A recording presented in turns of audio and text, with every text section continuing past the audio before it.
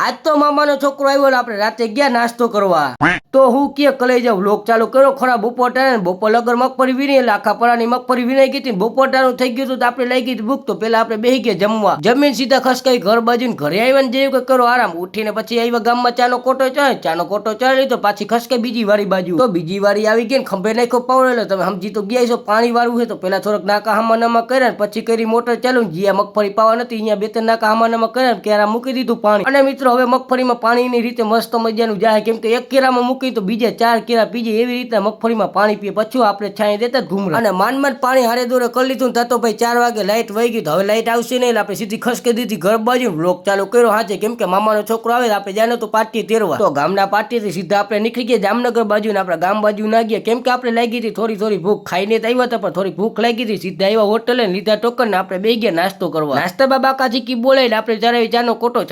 ચડાવીને આપણે બને નાખ્યો મસાલો પણ આપણે ખાતા નહીં પણ સેવા બહુ કરી પછી સીધી ખસકાઈ ઘર બાજુ ના મિત્રો ફોલો કરતા જજો હવે સીધું મળશું કાલે તો બાય બાય.